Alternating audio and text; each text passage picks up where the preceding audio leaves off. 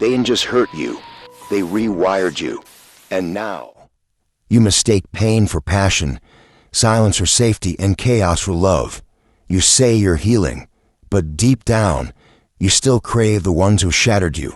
That's not love, that's withdrawal. And every time they leave, you bleed a little quieter, a little deeper, until it doesn't even feel like pain anymore. Just normal. You call it chemistry, fate, a soul connection. No, it's a trauma loop, dressed up in false hope and desperate fantasies. But you don't want to hear that, because the lie feels better than the emptiness. And the emptiness, that's the first thing they gave you. See, you weren't stupid. You weren't weak. You were programmed. Somewhere back then, you learned that love meant waiting, pleasing, enduring. That's the version of love they sold you. Conditional, performative, violent in its silence. So now when someone ignores you, you chase them harder. When they pull away, you try to earn your place. And when they finally destroy you, you call it proof. Proof that you love deeply. No, that's not depth. That's drowning. You fell for them because they felt familiar, not safe, familiar, and you mistook survival for soulmate. But let me tell you something no one else will. They didn't love you. They fed off you. And you kept setting the table, because deep down, you thought that if you could just be good enough, they'd finally stop hurting you. But love that demands you bleed to be worthy was never love to begin with. You say you want peace, but you chase war. Again and again, you say you want safety, but you're drawn to the people who make your stomach turn. You say you want stability, but boredom makes you anxious. Stillness feels like suffocation. Love that doesn't hurt feels fake. Why? Because your nervous system isn't seeking love. It's seeking resolution. It's seeking a redo of the original wound. Same dynamic, different face. You're not chasing them. You're chasing the feeling of finally being enough for someone who makes you feel unworthy. It's not love. It's unfinished trauma. You go back not because they're special, but because the story feels familiar, and you think maybe, just maybe, this time the story will end differently. Maybe this time they'll stay. Maybe this time they'll say sorry. Maybe this time they'll see you. But every time it ends the same, because you didn't choose this story with your mind. Your body did. And the body doesn't care about happiness. It cares about what it survived. You learn chaos young. So now silence scares you. You learn love was earned. So unconditional affection makes you suspicious. You learn that people leave. So anyone who stays must be hiding something. You think this is intuition. It's not. It's hypervigilance. It's your trauma trying to protect you the only way it knows how, by replaying the pain you never got to fix. So when someone is kind, you pull away. When someone is cruel, you lean in. Because if you can make them love you, maybe you can rewrite the story. Maybe this time you win. But love doesn't work like that. You don't get healed by the people who broke you. You don't get closure by begging for it. You don't get freedom by playing the same role, in the same script over and over. The role you're playing was written by a child who didn't know better. But you know now. You know love that feels like walking on eggshells isn't love. You know anxiety isn't chemistry. You know missing them doesn't mean they were good for you. You know. And yet you stay. Not because you're weak, but because no one ever taught you that peace can feel like love too. That love can come gently, without fire, without fear, without withdrawal. And until you teach your body that lesson, you'll keep calling danger desire. You want to know the cruelest part? It's not that they hurt you. It's that you hurt yourself just to keep them close. You gave up your voice just to be heard. You betrayed your own truth just to feel seen. You lied to yourself and called it love. But deep down you knew. You knew the silence after the fight wasn't peace. You knew the gifts after the gaslighting weren't apologies. You knew the way they made you feel small was an accident. You knew. And you stayed. Because that's what you were trained to do. You learned that love was pain. You learned that being chosen meant being willing to disappear. You learned that if someone broke you, it must be because you were breakable. So you blamed yourself. Every time they screamed, you got quieter. Every time they pulled away, you held on tighter. Every time they shattered you, you swept the pieces and smiled like everything's fine.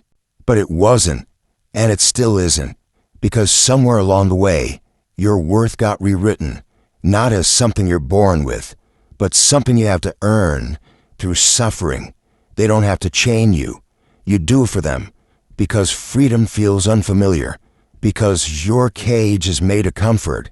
But let's get real. This isn't love. This is psychological warfare, dressed in romantic language. You're not building a future. You're surviving a past. You don't miss them. You missed a version of you that believed this was love. That version of you, the one who made excuses, who called pain passion, who cried herself to sleep and woke up hoping today would be different. She's dying, and maybe that's why it hurts so much.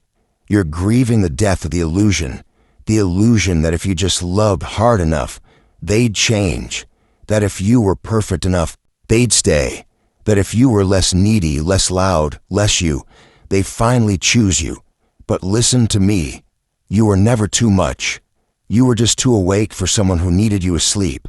And now, you're waking up, one scar at a time, one boundary at a time, one goodbye at a time. You're waking up, and it's terrifying, isn't it? Because waking up doesn't mean you're free. It means you finally see the cage. You see that the people you chase were never safe, that the love you begged for was always conditional, that the version of you they loved wasn't you. It was the version that didn't complain, didn't ask for too much, didn't challenge the lies, didn't need too much space, too much time, too much truth. But now, you're no longer begging to be tolerated. You're craving something else, something real, something that doesn't feel like walking on broken glass just to be held, something that doesn't require you to shrink. And here's the raw truth. That kind of love doesn't come from them. It starts with you, because healing isn't about finding someone new. It's about becoming someone you don't abandon anymore. Let that sink in. Becoming someone you don't gaslight. You don't silence. You don't throw under the bus just to feel wanted. You stop romanticizing the war zone. You stop confusing intensity with intimacy. You stop mistaking anxiety for chemistry. You stop calling a fire warmth when it's burning you alive. Because now, you choose peace, even if it feels boring at first. Even if your nervous system screams for the chaos you once called love. That's withdrawal, not destiny. And yeah, your mind will try to pull you back. It'll whisper lies. You're just too sensitive. Maybe it was your fault. At least they cared in their own way. But you'll catch it now. You'll pause, breathe, and say the words you were never allowed to say. No. Enough. Not this time. Because healing doesn't sound like fireworks. It sounds like silence that doesn't scare you anymore. It's coming home to yourself and realizing you were never hard to love. You just kept offering your heart to people who didn't have the hands to hold it. You sit alone, not in sadness, in stillness. And for the first time, you invite the old you to the table, the one who begged, the one who broke, the one who said yes while screaming no inside. You don't judge them, you study them, because that version of you wasn't weak. They were surviving. They made themselves small to stay safe. They called chaos passion to make sense of pain. They learned how to love people who didn't love themselves. And now, you look them in the eyes and whisper, "Thank you, but I'm not you anymore." You see, the danger isn't the person who hurt you. It's the voice in your head that keeps telling you to go back. That seductive, familiar voice that says, "At least they needed you. At least you mattered in their chaos. At least it felt like something." But feeling something isn't the same as being whole. And that voice, it's not love.